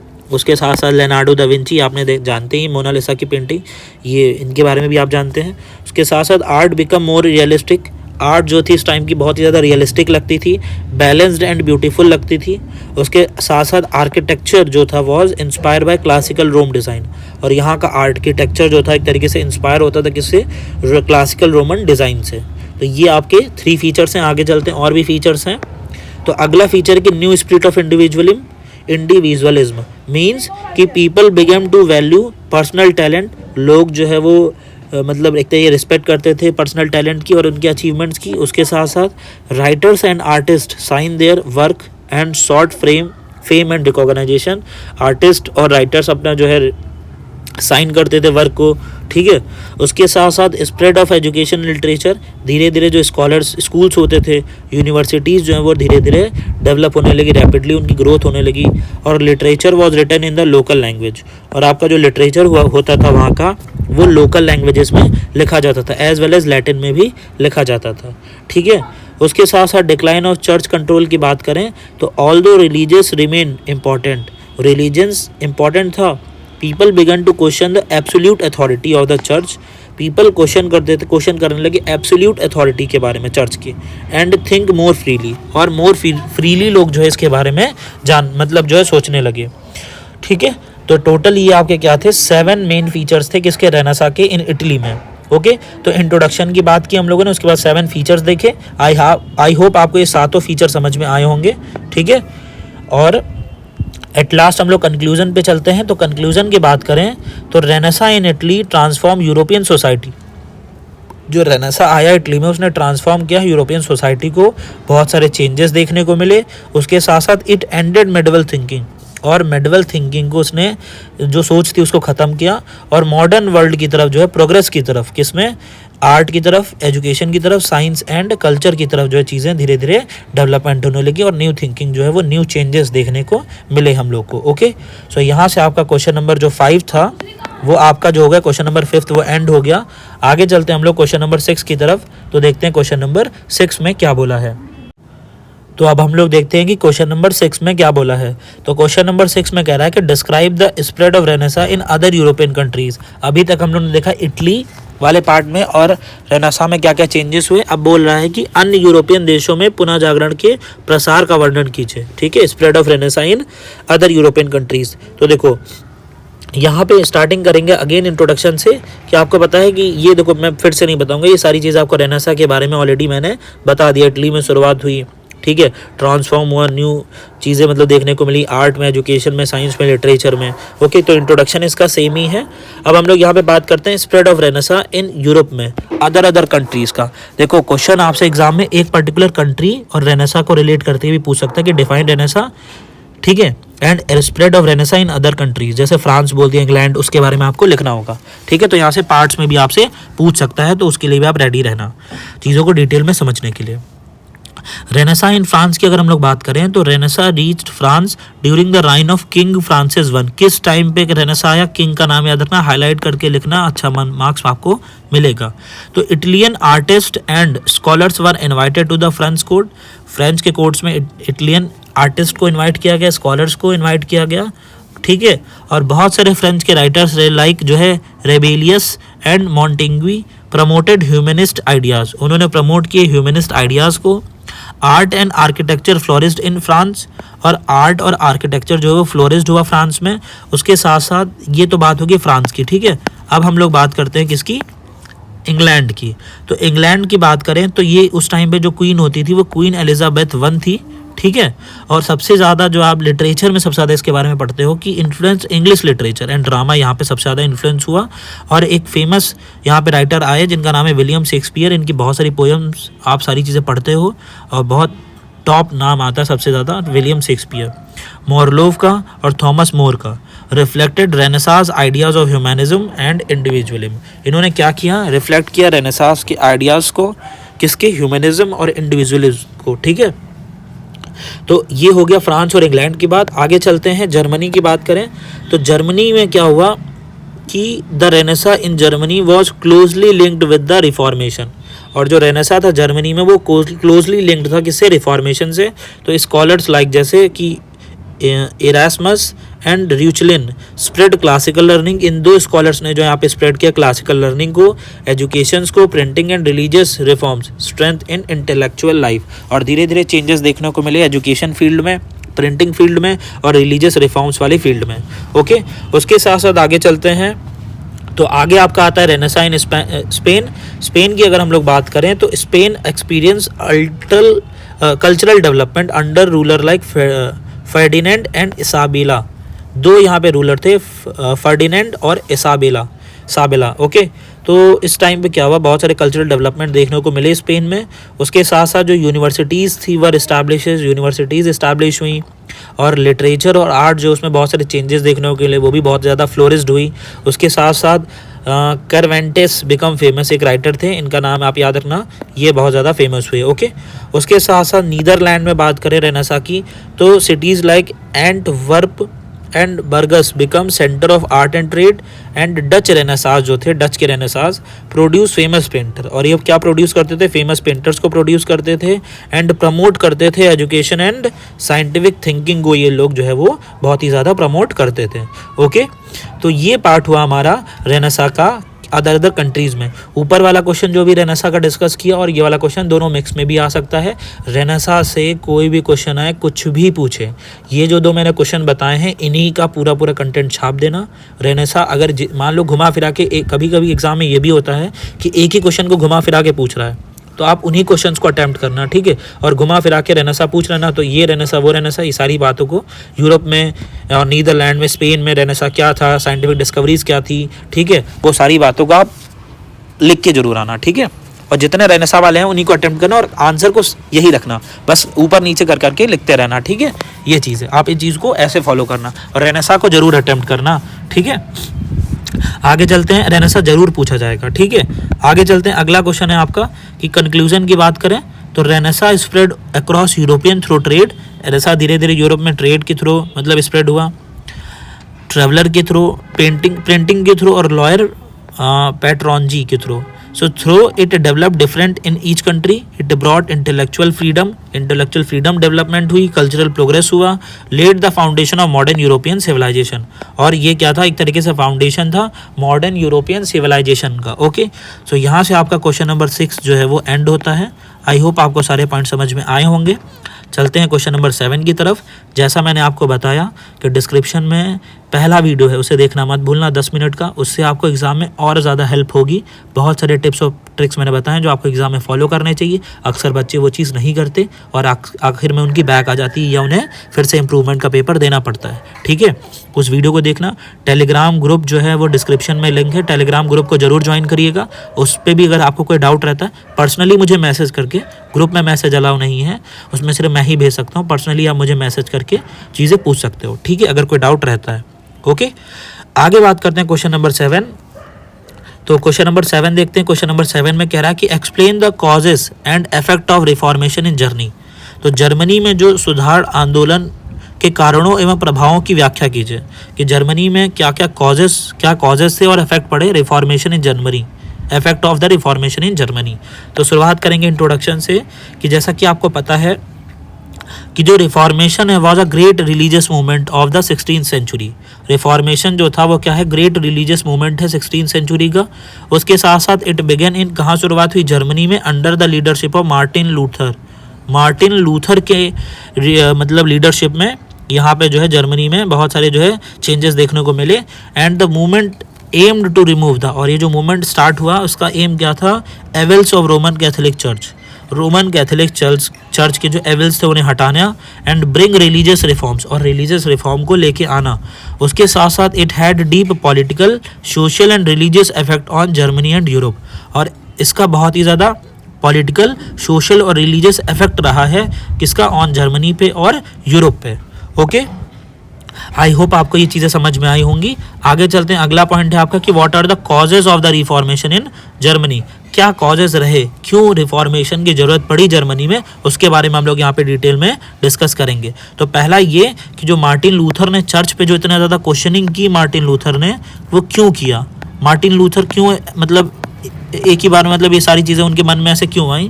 तो पहला कॉज क्या था कि बहुत ज़्यादा करप्शन देखने को मिल रहा था, कि Catholic church had become corrupt. Catholic church जो थे वो करप्ट हो गए थे. बहुत सारे प्रीस्ट जो थे लिव इमोरल लाइफ जी रहे थे. और church offices were sold for money, church offices को बेच रहे थे मनी के लिए. And sale of indulgence angered the people, और सेल जो हो रही थी, sale of indulgence, due to which people जो है वो गुस्सा हो रहे थे. So sale of, what is sale of indulgence, कि जो चर्च था वो क्लेम कर रहा था कि that people could bye forgiveness of sine. अच्छा, बाय परचेजिंग इंडल्जेंस, वो क्या उसका मानना था कि लोगों की जो सिंस है ना, साइंस, सिन या साइंस क्या बोलेंगे, ठीक है, सिंस, उनको माफ़ किया जा सकता है by forgiveness of sins. By किस चीज़ से, परचेज करते हैं अगर इंडल्जेंस को, तो इससे क्या है, जो उनकी फॉरगिवनेस ऑफ सिंस है वो बाय कर खरीद सकते हैं. ठीक है. उसके साथ साथ this practice was strongly oppose by Martin Luther. लेकिन ये चीज़ जो उन्होंने बताई, चर्च ने क्लेम की जो पीपल हैं they could bye forgiveness of since, उसको ये बाई कर सकते हैं कैसे, बाय परचेजिंग इंडल्जेंस. तो मार्टिन लूथर इसके अगेंस्ट में थे. अगला पॉइंट आता है राइज ऑफ नेशनल फीलिंग्स. तो राइज ऑफ नेशनल फीलिंग्स की बात करें तो जर्मन रूलर जो थे dislike the control of pope over Germany. एक तरीके से जो जर्मनी के रूलर्स थे उनको बिल्कुल पसंद नहीं था कि जो कंट्रोल है जर्मनी का वो पोप्स के हाथों में रहे. They wanted independence from Rome and supported Luther. और ये क्या चाहते थे, इंडिपेंडेंस चाहते थे रोम को और सपोर्ट करना चाहते थे मार्टिन लूथर को, कि जर्मनी भी एक इंडिपेंडेंट कंट्री बने, ये लोग चाहते थे. उसके साथ साथ अगला पॉइंट आता है कि influence of renaissance and education. Influence की बात करें तो during the time of renaissance encourage free thinking को उसने इनकरेज किया. उसके साथ साथ क्रिटिज्म ऑफ ओल्ड ट्रेडिशन को क्रिटिसाइज किया. And education help people to understand religious issues. और रियली में क्या रिलीजियस इशूज़ हैं, what are the main problems. So with the help of education people try to understand what are the main religious issues and what are the main religious problem in the Germany. Okay, so we know that कि education play a most important role in every problem. ठीक है. Next, जब भी हमारे पास क्या होगा, हम educated people होंगे, हमें सारी नॉलेज होगी, तभी हम जान पाएंगे कि मेन रिलीजियस इशू क्या है. ओके, तो मेन रिलीजियस इशू हमें तभी पता चल पाएगा। ओके, आगे चलते हैं। नेक्स्ट है आपका invention of the printing press. आपको भी पता है कि पहले कुछ भी होता था तो इतनी जल्दी पीपल्स को इन्फॉर्मेशन नहीं मिल पाती थी, बट व्हेन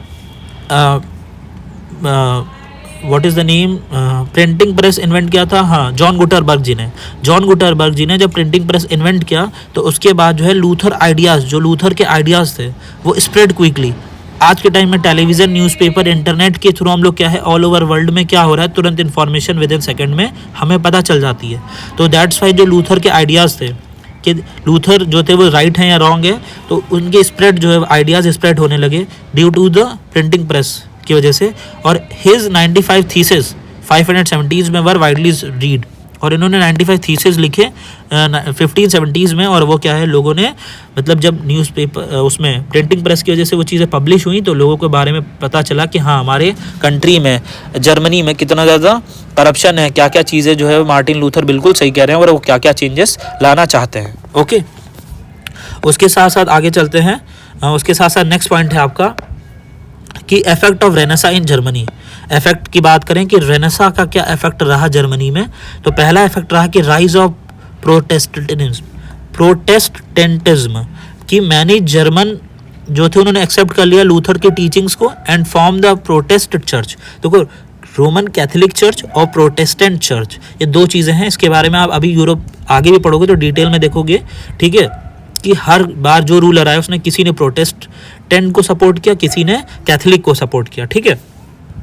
अगला आपका रीजन आता है decline of Apple authority, means the power of the pope decline in Germany. Power जो थी पोप की वो डिक्लाइन कर दी गई जर्मनी में। उसके साथ साथ many German states become independent of Rome, और बहुत सारे जर्मन स्टेट्स को इंडिपेंडेंट बना दिया गया। बहुत सारे रिलीजियस वॉर भी हुए कि Germany suffered from religious conflict like 30 years war, जो कि आपका 30 ईयर वॉर के बारे में आप पढ़ते हो। जर्मनी को बहुत ज़्यादा प्रॉब्लम फेस करनी पड़ी विच कॉस्ट ग्रेट डिस्ट्रक्शन, और इससे क्या है बहुत ज़्यादा डिस्ट्रक्शन, बहुत ज़्यादा प्रॉब्लम फेस लोगों को करनी पड़ी। उसके साथ साथ ग्रोथ ऑफ एजुकेशन की बात करें तो many schools and universities were establish, बहुत सारे स्कूल्स और यूनिवर्सिटीज़ इस्टैब्लिश हुई। The Bible was translated into German language, और बाइबल वगैरह जो है वो ट्रांसलेट कर दी गई जर्मन लैंग्वेज में, ठीक है। उसके साथ साथ बहुत ज़्यादा मतलब बहुत सारे पॉलिटिकल चेंजेस भी देखने को मिले कि German princes gain more power and the holy Roman empire become weaker, कि जो जर्मनी के प्रिंस थे वो क्या हुए बहुत ज़्यादा पावरफुल होने लगे, बहुत ज़्यादा, और जो होली रोमन एम्पायर था वो क्या हुआ वीकर होने लगा। ओके, सो देखो पहले हम लोगों ने क्या डिस्कस किया, इंट्रोडक्शन। उसके बाद हम लोगों ने यहाँ पे जो कॉजेज़ क्या थे रिफॉर्मेशन इन जर्मनी वो डिस्कस किए, ठीक है, एकदम डिटेल में। उसके बाद इन्फ्लुएंस ऑफ एजुकेशन यहाँ पे हम लोगों ने डिस्कस किया, ठीक है। उसके बाद हम लोगों ने यहाँ पे डिक्लाइन के बारे में बात की, ठीक है, मार्टिन लूथर के बारे में बात किया, ओके, और जो है मार्टिन लूथर के बारे में हम लोग बात किया, और इंट्रोडक्शन में मैंने आपको सारी चीज़ें बता दी। तो ये टोटल आपके 4 पॉइंट थे कॉजेज़ के, सॉरी 5 पॉइंट। अब ये 5 पॉइंट आपके रहे इफेक्ट के, ठीक है। हर एक पेज पे इनको पहले डिटेल में लिखना, उसके बाद एक्सप्लेन करना। उसके बाद अब आपका आता है एट लास्ट कंक्लूजन की बात करें तो रिफॉर्मेशन ट्रांसफॉर्म्ड, जो रिफॉर्मेशन उसने ट्रांसफॉर्म कर दिया जर्मन सोसाइटी को। उसके साथ साथ it weakened the Catholic church, और कैथोलिक चर्च भी यहाँ से वीक हो गए। उसके साथ साथ strength national rulers, encourage education को उसने इनकरेज किया। 1 सेकेंड।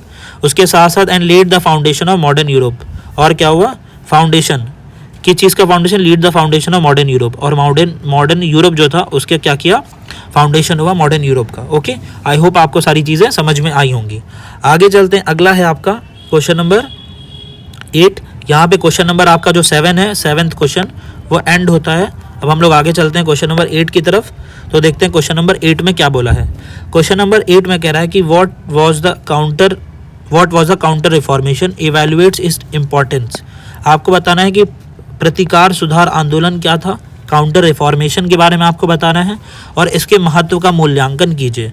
तो शुरुआत से शुरू करेंगे काउंटर रिफॉर्मेशन, कि counter reformation basically was the movement started by the Roman Catholic church.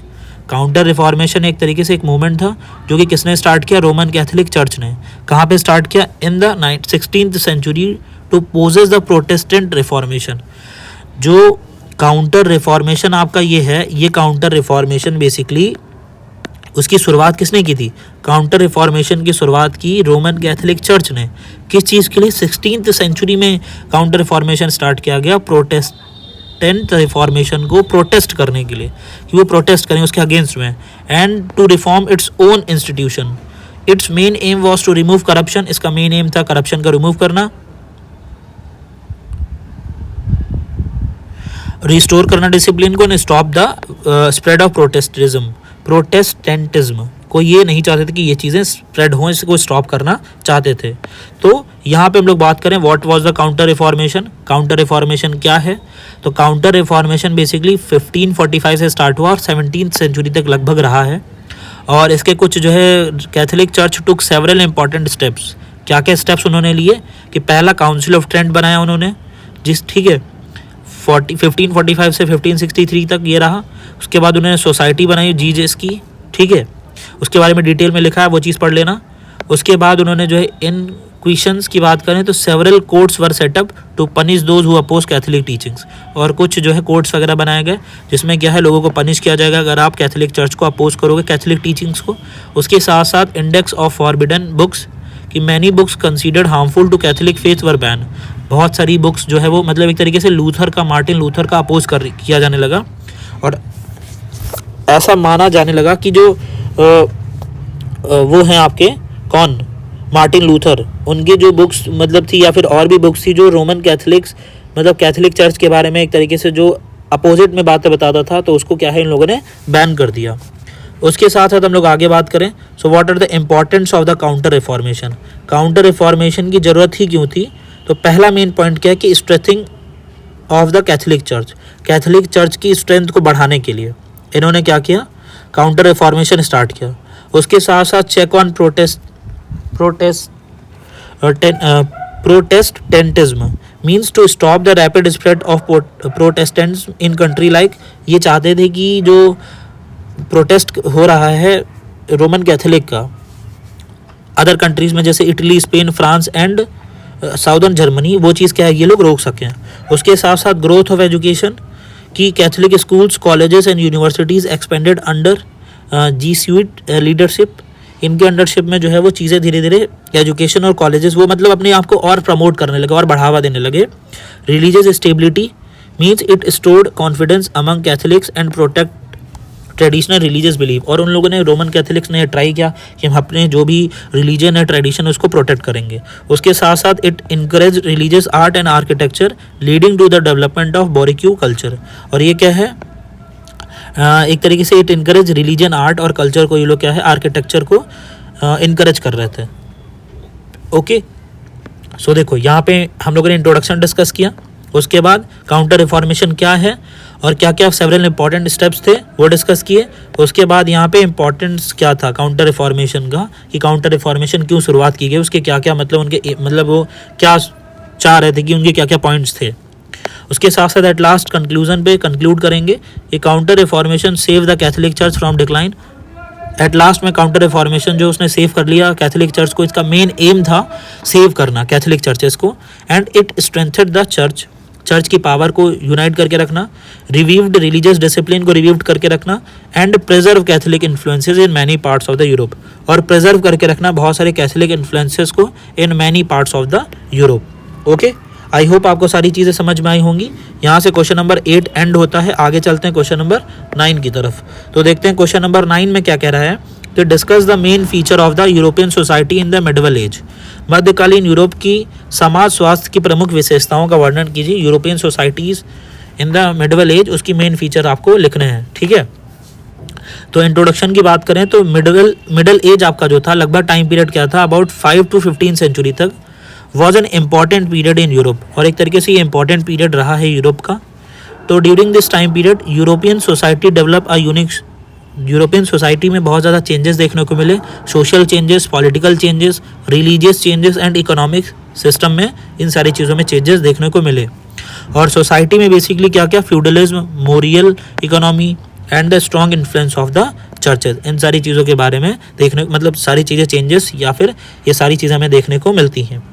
तो हम लोग यहाँ पे देखते हैं सबसे पहले कि main feature of the European society in the medieval age. तो पहला मेन फीचर क्या था कि फ्यूडलिज्म सिस्टम।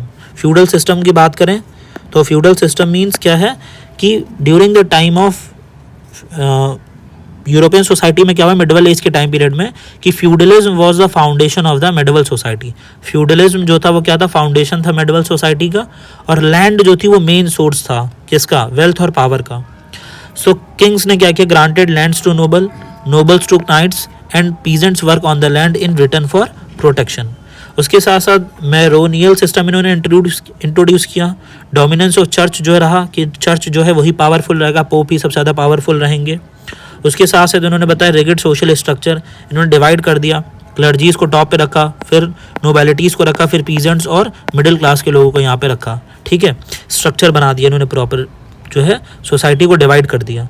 उसके साथ साथ movement between classes and almost impossible, और धीरे धीरे क्या इन्होंने ग्रुप्स में डिवाइड करके पावर और लैंड और मनी सारी चीज़ें इक्वली, मतलब इक्वली नहीं, नोबल्स और क्लर्जीज तो अच्छे से एंजॉय कर रहे थे, मेन प्रॉब्लम फेस कर रहे थे कौन, मिडिल क्लास के लोग और पीजेंट्स। ठीक है, मिडिल क्लास के पीपल्स और पीजेंट्स को ज़्यादा प्रॉब्लम फेस करनी पड़ रही थी।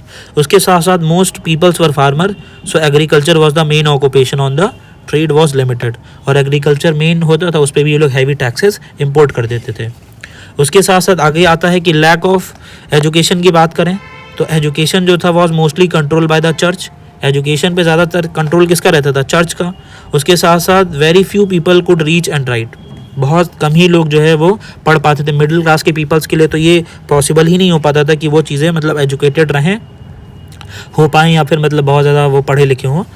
फ्रीक्वेंट वॉर्स एंड इनसिक्योरिटी, बहुत ज़्यादा वॉर्स जो है मतलब होते थे उस टाइम पे, उसकी बात की जा रही है यहाँ पे। ठीक है, एट लास्ट कंक्लूड करेंगे कि European society in the middle age was land based होती थी, रिलीजियस बेस्ड होती थी, रिगिड स्ट्रक्चर होता था एंड रूलर इन नेचर। ठीक है, सो यहाँ से हमारा क्वेश्चन नंबर 9 जो है वो 9th क्वेश्चन एंड होता है। आई होप आपको सारी चीज़ें समझ में आई होंगी।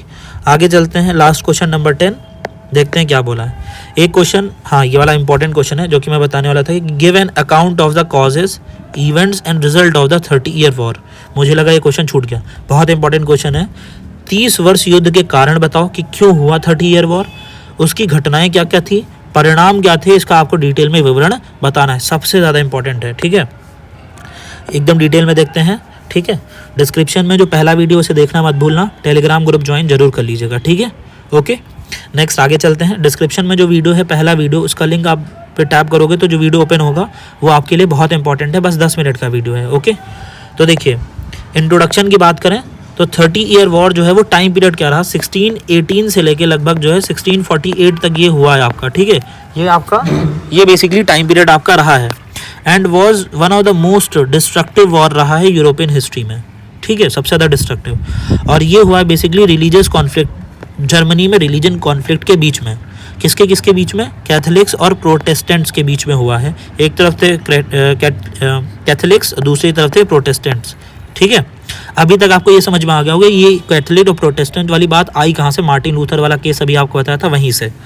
But later become a political struggle, धीरे धीरे फिर ये यूरोपियन स्टेट्स के बीच में पॉलिटिकल स्ट्रगल बन गया, and war deeply affected Germany and change the political system of Europe. और ये इसी वॉर की वजह से जर्मनी में बहुत ज़्यादा चेंजेस देखने को मिले। क्या है वो सारी चीज़ें देखते हैं। पहला कॉजेज़ देख लेते हैं कि कॉजेज़ क्या थे 30 ईयर वॉर के। ठीक है, तो कॉजेज़ की बात करें तो रिलीजियस कॉजेज़ थे, मीन्स आफ्टर द रिफॉर्मेशन क्या हुआ कि जो यूरोप था वो डिवाइडेड हो गया कैथोलिक और प्रोटेस्टेंट में। So although the peace of Augsburg 1955 allow the ruler to choose the religion, religious tension continue. Peace of Augsburg की वजह से क्या हुआ कि पीपल्स के पास को ये मतलब अलाउ कर देगा रूलर्स को कि वो चूज़ कर सकते हैं अपने रिलीजन को, रिलीजियस टेंशन को। ओके, उसके साथ साथ पॉलिटिकल एम्बिशन ऑफ रूलर्स की बात करें तो Holy Roman Empire wanted to strength his authority over the German states. Holy Roman Empire जो थे वो अपनी पावर को बढ़ाना चाहते थे, अपनी अथॉरिटी को जर्मन स्टेट्स पे। While German princes wanted independence, but German prince जो थे वो इंडिपेंडेंस चाहते थे। उसके साथ साथ weakness of Holy Roman Empire, means कि जो एम्पायर था वॉज नॉट यूनाइट, उसमें यूनिटी नहीं थी।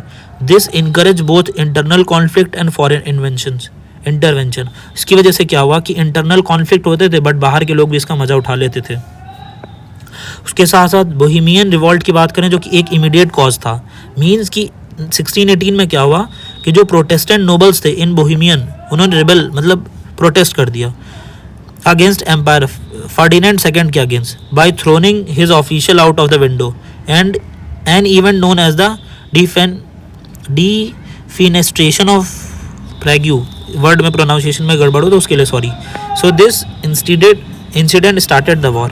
उतनी देर से बोल रहा हूँ, दैट्स वाई बोलने का मन भी नहीं हो रहा, ठीक है। तो क्या हो गया बेसिकली यहाँ पे कि ये जो फेर्डिनेंड सेकंड थे, इन्हीं की वजह से क्या हुआ, एक रिवॉल्ट हुआ और बोहेमियन रिवॉल्ट स्टार्ट हुआ 1618 में। दैट्स वाई क्या हुआ, ये एक इंसिडेंट था जो उसने क्या किया, वॉर को भी इसी की वजह से भी थोड़ा सा यहाँ पे प्रॉब्लम देखने को मिली, ठीक है। इसको आप एकदम एक बार पढ़ लीजिएगा। उसके बाद है कि ये तो हो गया कि कॉजेस, तो टोटल ये आपके 4 कॉजेज हो गए। अगले आता है कि main events of the war. Main events क्या रहे वॉर के, तो टोटल 4 फेज़ रहे। मैंने आपको बोहेमियन फेजेस बता दिया जो कि 1618 से लेकर 1625 तक। डेनिस फेज़ आपका आया 1625 से 1629 तक, ठीक है, जहाँ पे Christian four of Denmark king जो थे उन्होंने सपोर्ट किया protest, but was defeated by the emperor. Support तो किया बट डिफीट हो गए, हार मिल गई। ये दूसरा टाइम पीरियड। तीसरा आपका रहा स्वीडिश फेज जो कि 60-30 से 35 तक। ये पूरा है कि किस टाइम तक आपका जो है वो वॉर का टाइम पीरियड रहा, कौन रूलर रहा, ठीक है। उसके बाद आता है फ्रेंच फेजेस 1635 से 1648 तक, जिसमें क्या हुआ कि ऑल दो कैथोलिक, फ्रांस ने ज्वाइन कर लिया एम्परर को और टू वीक द हैब्सबर्ग, और वीक हो गया Habsburg. And war spread across Europe, और वॉर जो है ऑल ओवर यूरोप में स्प्रेड हो गया। Then war ended with the treaty, 30 year war end हुआ एक ट्रीटी के साथ, ट्रीटी ऑफ वेस्टफेलिया, जो कि 1648 में जो है साइन की गई। ये याद रखना, मोस्ट इंपॉर्टेंट पॉइंट है, ठीक है। ये तो आपका टाइम पीरियड रहा कि मेन इवेंट्स क्या क्या रहे वॉर के, ठीक है। उसके साथ साथ हम लोग बात करते हैं रिजल्ट क्या रहा। एट लास्ट रिजल्ट की बात करें, और भी 2 पॉइंट्स हैं। ये डिस्ट्रक्शन, जर्मनी में बहुत ज़्यादा डिस्ट्रक्शन देखने को मिली, लगभग 1/3 पॉपुलेशन उन्होंने खो दिया। सिटीज़, विलेजेस, फार्मर जो है डिस्ट्रॉय हो गए। डिक्लाइन हो गया, रोमन एम्पायर ख़त्म। Rise of France and Sweden, France और स्वीडन पावर में आया, ठीक है। और Sweden become more powerful in northern Europe, northern Europe में बहुत ज़्यादा पावरफुल हुआ। उसके साथ साथ रिलीजियस सेटलमेंट हुए, कैथोलिक, लूथ, मतलब और भी नए नए रिलीजन आए निकल के। बिगनिंग, शुरुआत हुई मॉडर्न यूरोप की, ठीक है। ओके, सो ये टोटल आपके 5 पॉइंट्स क्या थे, रिजल्ट। 5 रिजल्ट आपको मैंने बताया, 5 पॉइंट्स। 4 पॉइंट्स मैंने आपको फेजेस बताए इवेंट्स के, मेन इवेंट्स क्या थे वॉर के। उसके साथ साथ मैंने आपको बताया 4 रीज़न यहाँ पे कि कॉजेज़ क्या क्या थे। इन सबको एक एक पेज पे लिख के फिर डिफाइन करना, समझे ना, ये बात जरूर फॉलो करना।